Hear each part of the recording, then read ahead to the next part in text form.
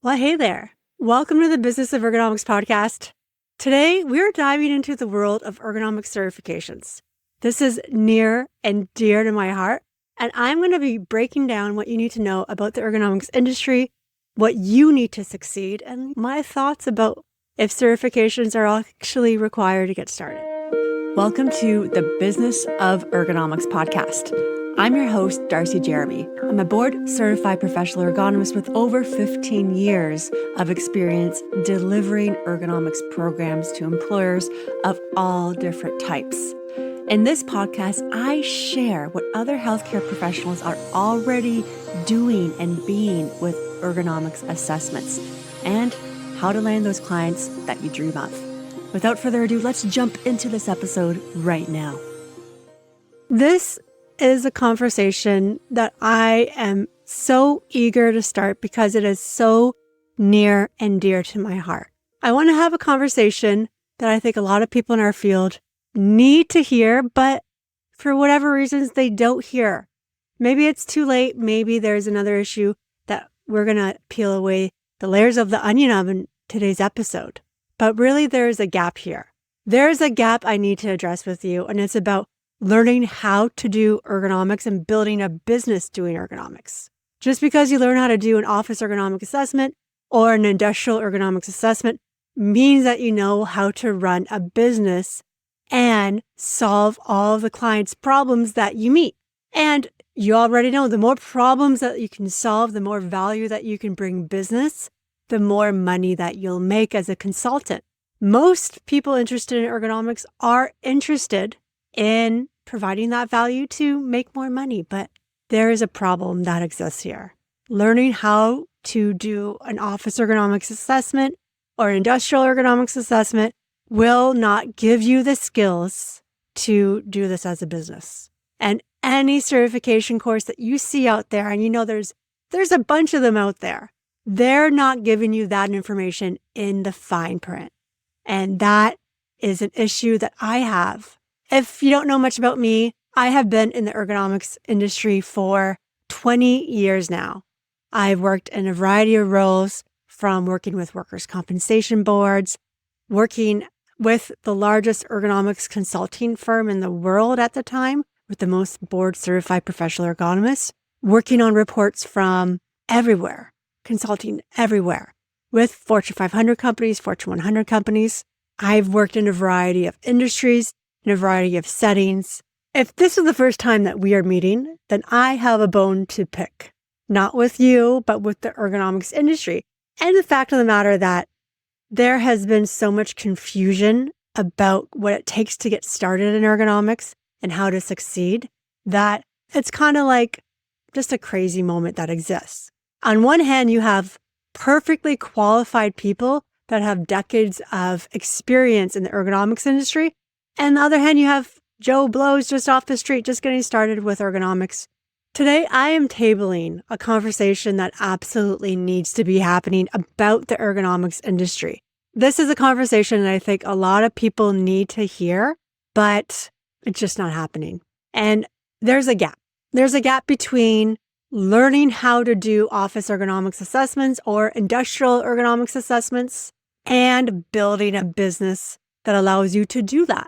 And it's not your fault that you haven't heard about this gap before if this is the first time that you're learning, or maybe you already found out that this gap exists. And it's a gap that the training world, by and large, is not helping people close. Now, let me be honest here. What I'm going to be talking about today is probably going to step on some people's toes. Not because I enjoy that by any means, but because I think the people I work with and the people I care about in this profession honestly deserve to know what's going on. So let's get into that. A little bit about me. I have been in the ergonomics industry for going on 20 years now. Ergonomics is a great profession to be in, whether you are doing this as a side hustle, part-time, full-time, whether you're looking to pivot your career. And the fact that you're watching this episode, you're with me on this podcast, means that you found some value in ergonomics and maybe you're a bit disillusioned about what it takes to succeed because there's so much confusion in the marketplace. And I get that. And as an ergonomist who has been in this world for 20 years, I humbly apologize because it is confusing. So as a background, I have consulted to Fortune 500, Fortune 100 companies.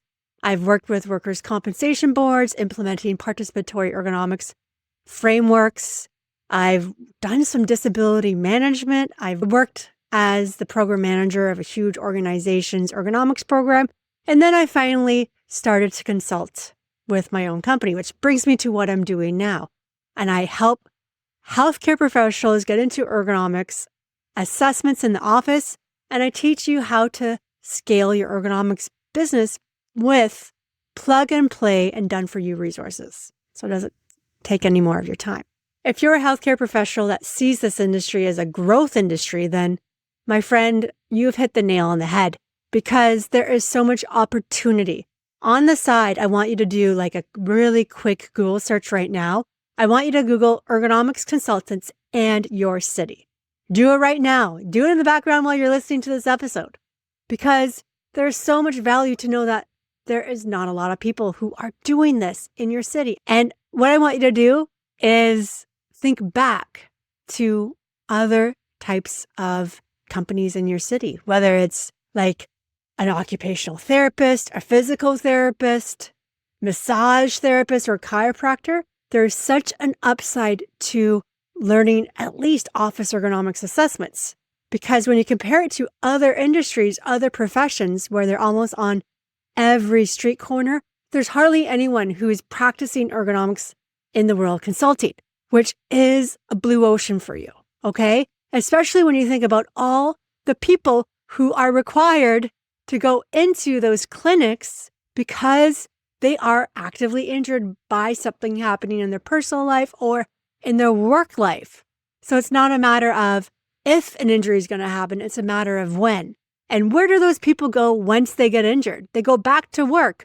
Who's helping them improve the overall fit of their offices? There's not a lot of resources. So that's why it's a blue ocean to get into ergonomics, okay? So that may have piqued your interest and you decide to take a private label course because most of the time when you are starting in office ergonomics assessments, for instance, it's a lot simpler to take a private label course. Me personally, did I have specific office ergonomics assessment certification? Nope, absolutely not. You don't need certification to get started. And for many years until I received my certification through the BCPE, I didn't have anything. I had my degree in kinesiology and that was fine. Did anyone ask me if I was a certified ergonomist before I actually had that after my name? No. Did I not get a job because of that? Nope. Was I trained? Yep. Was I competent? Yep. So if you are interested in ergonomics assessments, how can you get started? Well, you can either go through a mentorship type of program like I did. I was hired on and I was interning for a couple years. That's where I got trained, not to mention everything I received specializing in ergonomics in my undergrad and my graduate degree. So that was really helpful. But if you don't have that opportunity, what can you do? Number one, you can read a lot of books. You can research the internet. Number two, you can take a private label course. What is a private label course? It's some sort of company's process of their version of office ergonomics assessments. Not every private label course is equal. And if you are a consumer, you truly have to do your due diligence. You got to look at what the whole purpose of that office ergonomics course is, who designed it, because that's going to set you up for success or failure down the line. I have seen so many certified ergonomics courses out there that, in my humble opinion, does nothing but screw you up in terms of taking your money. And does it actually provide a framework for you to get success? Not at all. Now, don't get me wrong. There's a lot of quality courses out there, but do your due diligence to see who developed that course, what the scope of their practice is, what that course is going to get you. How many courses do you need to take to become competent and confident as an office ergonomic assessor? So that's really something as I think of as a step one to getting a good idea of what it takes to be successful, getting the right training so that you can be competent and confident, okay? That's number one. Not every training course is going to be the same. Hey, fun fact, did you know that I have a course too? If you haven't already got the course, get the Ergonomics Blueprint. It's going to teach you how to do office ergonomics assessment from a board-certified professional ergonomist who's been in the industry for 20 years. So you're going to get all the processes that you need to do an office ergonomics assessment, no matter where you're starting from. So if you've never done one before, you're going to get the goods. Or if you've been doing this before, you're going to get a really thorough background to how to actually crush this from someone who's done literally thousands of office ergonomics assessments. Not only that, you're going to get the support that you need to get out there and do it. What does that mean? I'm glad you asked. If you are doing an assessment and you come up with a really strange scenario, reach out to me on the Discord. You'll get some quick feedback about what works and what doesn't work in that particular situation. Not only that, you're going to get a good idea of the types of equipment to recommend. You're not just going to get a process. You're actually going to learn what to recommend, right? If it's a keyboard or a keyboard tray or a mouse, you're going to find out what you should be recommending because there are design specifications that you need to know about. And y'all, I got to talk to you about something that's really important about the ergonomics training industry. You might think that taking an office ergonomics course is going to allow you to get paying clients, make a lot of money, because you can make a lot of money doing office ergonomics assessments. All you really need is your noggin, your brain, and a tape measure. That's all you need. You don't need to have really fancy equipment. You just got to go out there and provide value. You might be asking yourself, how much can you actually be making with this? I'm glad you asked. You can make anywhere between $300 to $1,000 for one-on-one office ergonomic assessment. Of course, that includes an assessment and report. So you might be looking at that with eyes wide open thinking, yes, this is what I need, a side hustle, a part-time. I want to work for myself. I'm not going to be burned out in my regular profession. I'm going to make my hours. I'm going to make more money so I can spend it on where I need it to be spent. That is all yours with office ergonomics. But here's the thing. If you take most office ergonomics courses out there, you're only ever getting half of the problem. They teach the assessment. They teach you how to evaluate a workstation, how to identify risk factors, and if you're lucky, how to do a root cause analysis and how to make a recommendation. This is the most important half, obviously. The clinical competency is the foundation to anyone going out there and trying to sell this as a service. And I'm not dismissing this for a second. It's so important. But here's the catch-22. You finish the course. You're trained. You're competent. You're confident because you are trained, right? You know how to solve problems. And then you sit down on your desk and you're like scratching your head. You're like, wait a minute. How do I actually get people to come into my ergonomics service business? But it's not your fault. Okay, let's get on the same page. It's not your fault. You went to school, you learned a healthcare profession, and you were narrowed in and focused on that particular profession. Maybe you took a course in marketing or how to design a website or something like that. But that was probably years and years ago. And whatever you learned in marketing or website design is not even relevant anymore the way that our world is going, right? So what is marketing in the first place? It makes the sale easier. And if you want to look at that opportunity of doing office ergonomics assessments and you're thinking of all the demand that's out there, you're going to have to learn how to market and sell your services. That's no ifs, ands, or buts. You got to learn how to do it, especially if you want to get the glory and the freedom with being self-employed and building a schedule that works for you, whatever that means. I've been in this industry for some time. I've been talking to healthcare professionals for years about how to develop and get the second half of that equation. I've received questions like, how do you get clients? How do you reach out to HR managers? Who do you reach out to in a company in the first place? How do you get in front of the safety director who could bring you in for literally 100 assessments? Think about how that could change your life. It totally can. How do you price your services in the first place? How do you write a proposal? How do you handle a client who asks why they should pay for an assessment when they already bought new chairs? All of this is really important. And yet, all of that is what determines whether your ergonomics practice actually exists or whether it's just a certification you paid for and never used. It's collecting electronic dust on your computer.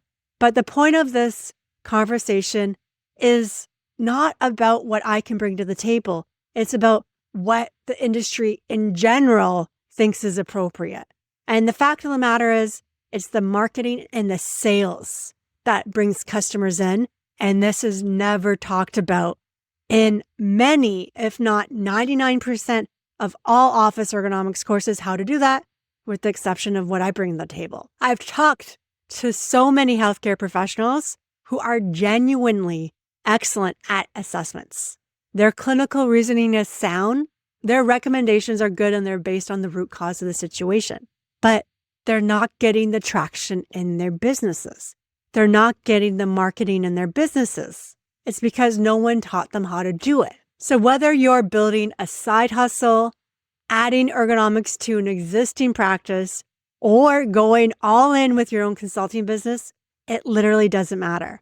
The pattern is the same. And if you're not building marketing in to what you're doing, maybe even before it actually matters, without a client pipeline, the skills simply don't get used. And that is the biggest thing that needs to be addressed in our industry. And this is the catch-22. Without the skills being used, you don't get better at it. You don't build the confidence through experience. And eventually, the whole thing just stalls. It fizzles out. It's going to be on that conversation point where, oh yeah, I know how to do office ergonomics assessments. Well, do you do them? No, I don't. The ergonomics training industry has created a quiet epidemic of well-trained, invisible practitioners. They're competent people who can't be found. And the market, which genuinely needs them, as we address, it's not a matter of if an injury happens, it's a matter of when, and people are already going to clinics trying to get some pain reduction. And this is the thing that just crushes my heart. Because people genuinely need them, they're trying to get help by people who are the most visible. And those people who are the most visible doing office ergonomics assessments, they're not always the people who are actually the most skilled. So, two things are true at the same time right now. And almost no one is connecting them. Back, neck, and joint pain are the most expensive chronic health condition in North America, with over $300 billion a year, more than cancer, more than diabetes, and the number 2 reason people miss work. You can look at the stats of musculoskeletal disorders.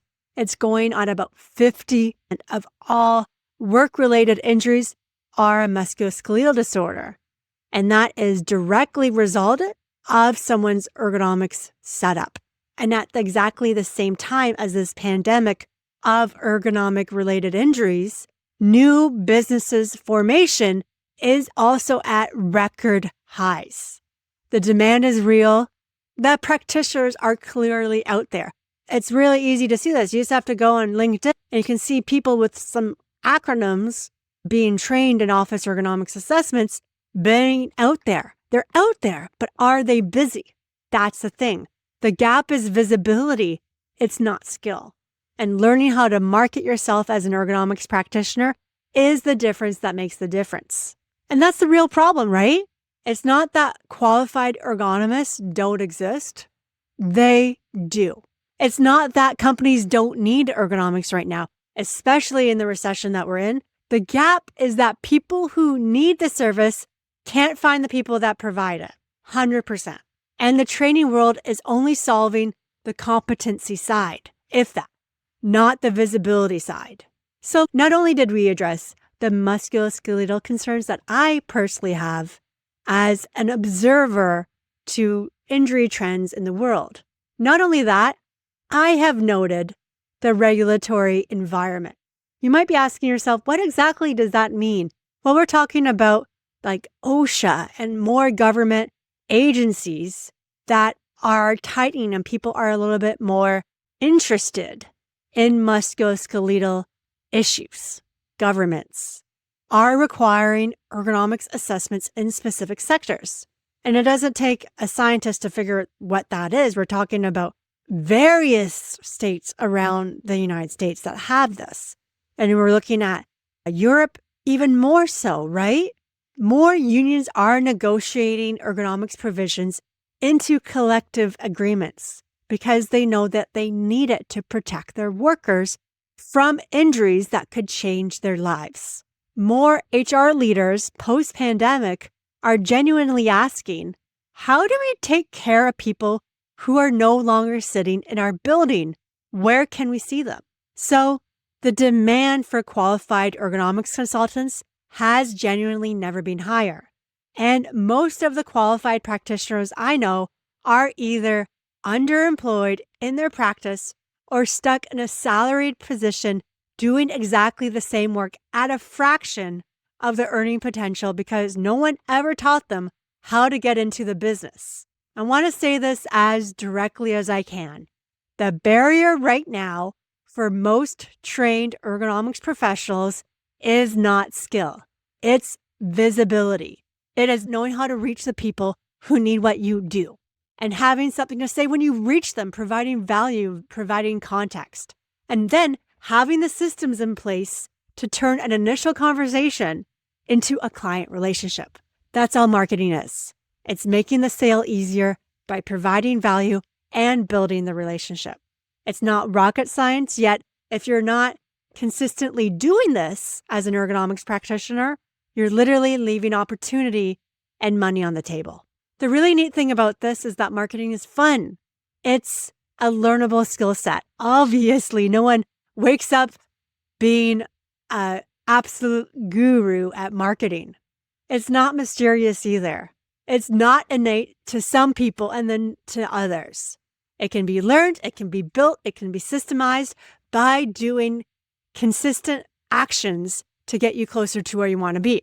The issue, in my humble opinion, is that no one is teaching ergonomists to do this alongside assessment training. And that is a huge opportunity. Even if you pick one simple marketing action for like a month to do that, you are literally light years ahead of so many other ergonomics professionals, especially if you want to do this as a self-employed person, like a side hustle, part-time. I'm so passionate about this because I was once in your shoes. I had all of the experience in the world doing ergonomics assessments in industry and office. So I thought when I broke away from corporate that this is going to be so easy. Companies need my help. So how hard could it be just to get one paying client? Well, it turns out it is really hard because they don't teach you how to do this stuff in school. And it brings out a lot of personal insecurities about going out there and talking to strangers and really questioning whether you have the right answers to get out in front of them.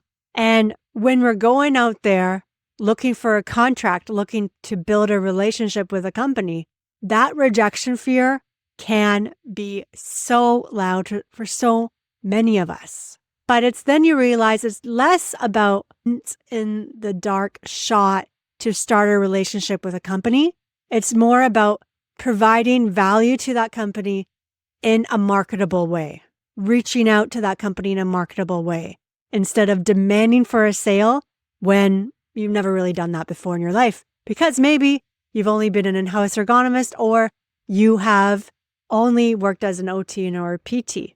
There is a way to go about building a relationship, but the fact of the matter is, because as office ergonomics practitioners, that's really what we're talking about today. When you take a course, they don't teach you how to do that. And I think that is a fundamental issue with the ergonomics industry. There's that idea of the ergonomics professional who is highly skilled, has all the certifications, but is invisible and is not actually serving their market, even though we know that people are injured. The company that needs ergonomics help, they simply don't know that they can find a qualified practitioner. They just think that ergonomics isn't available or isn't relevant to them. Somebody with half the skill and twice the visibility can get there first. And that's not bad for the profession. It's bad for the clients. It's bad for the practitioners who did the work to get genuinely competent and then couldn't get in front of anyone. So this brings the conversation to something a little bit different. I want to talk about something that comes up when I talk to practitioners and things that I have witnessed from practitioners over the years, especially the recent years. They know they need to do the business side. They know they need to market themselves. They know they need to find paying clients, obviously. But as a shortcut, like magical pill, next step, they use chatbots to help them write content, draft proposals, and come up with marketing ideas. And I'm not saying that's wrong. I'm not anti-AI. I use it myself. It has real uses, especially when we talk about the Pareto principle. It helps us leverage and scale so much of what we're doing. However, it cannot replace your voice, and it cannot replace a sound technical process. And relying on chatbots for like every next step in your business isn't the solution either, because sometimes you just need someone who has gone through an ergonomics issue. And this is why I'm so passionate about this stuff. Literally, it's the certification trap. Just because you are certified doing office ergonomics assessments, the question is, who certified you? Does that mean you're going to get clients that someone just sees, oh, she's certified. Here, take my money. That's generally not how business works. You have to provide value to get clients so that you can do the skill that you learned. But there's a thing. They don't teach you the marketing process in so many ergonomics courses out there. And that's why I'm so passionate about this. I've seen so many qualified ergonomists just quit, that get a corporate job, that go back to their 9 to 5. However, it doesn't have to be that way at all. In my program, Accelerate, I give you all of the tools so that you can succeed to build a business and life that you love. This program is built on time-saving resources that you can access with the touch of a button, a community that absolutely can help you get to where you need to be, done for your resources, everything that a professional ergonomist needs to start building their marketing system and spend less time on the $15 an hour tasks. What do I think about $15 an hour tasks? What does that mean? What's that anyway? A $15 an hour task is legitimately something that would cost you $15 an hour to do. So think of it like Canva, graphic design, things like that. As a CEO, you got to think of things that will move your business forward, especially if you are looking at making $75 an hour, something like that. You got to be looking at the $75 an hour tasks, not the $15 an hour tasks. Learning how to market your business and taking the steps to build those relationships with corporate, is that a $75 an hour task? Absolutely. Making a Canva graphic, is that a $75 an hour task that will move your business forward? Absolutely not. At the core, this is what Accelerate the Business of Ergonomics does for you and your business. So I'm going to leave a link below this video for you to get started, see what it's all about, because this gives you the tools to move your business forward. However, the fact of this matter still relates that just because you took an ergonomics course doesn't mean that you're going to get money doing this in-demand service. You got to market to get paying clients. And that has been the downfall of the ergonomics industry for decades. This is what holds competent people back from where they are right now to building a business and life that they love. And that's why I'm so passionate about this. There's so much upswing to learning how to market yourself as an ergonomics professional. And if you want to hear more about it, then subscribe, because I'm going to give you the goods.